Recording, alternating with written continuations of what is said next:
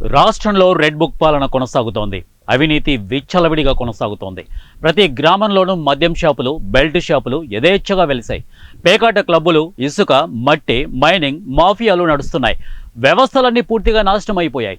చంద్రబాబు పాలనలో 6 నెలలు తిరక్క ముందే ప్రజలకు తోడుగా మనం నిలబడాల్సిన పరిస్థితి వచ్చింది. ప్రజల తరపున పోరుబాట పట్టాల్సిన పరిస్థితి వచ్చింది.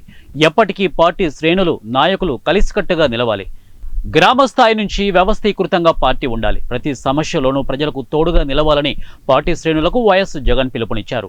కర్నూలు జిల్లా ఎమ్మెల్యేలు, ఎమ్మెల్సీలు, నియోజకవర్గ ఇన్ఛార్జీలు, స్థానిక సంస్థల నేతలతో వైసీపీ అధినేత వైఎస్ జగన్మోహన్ రెడ్డి తాడేపల్లిలో సమావేశం నిర్వహించారు. ఈ సందర్భంగా ఆయన మాట్లాడుతూ, జగన్ ఉన్నప్పుడు 4,000 నోట్లోకి వెళ్లాయని ప్రజలు అనుకున్నారు. ఇప్పుడు ఉన్న ప్లేట్లను చంద్రబాబు లాగేశాడని అనుకుంటున్నారు. విద్య, వైద్యం, వ్యవసాయ రంగాల్లో పూర్తి తిరోగమనం కనిపిస్తోంది. ఆరోగ్యశ్రీకి 3,500 కోట్లు బకాయి పెట్టారు. దీంతో వైద్యం చేయలేమని ఆసుపత్రులు చెబుతున్నాయి. ఏ రైతుకు గిట్టుబాటు ధర రావడం లేదు. రైతులకు పెట్టుబడి సహాయం అందడం లేదు. ఫీజు రియంబర్స్మెంట్, వసతి దీవెన అందడం లేదు.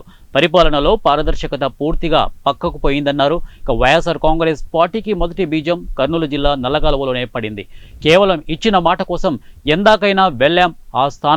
ఆ ప్రస్థానంలో వైఎస్ఆర్ కాంగ్రెస్ పార్టీ ఆవిర్భవించింది.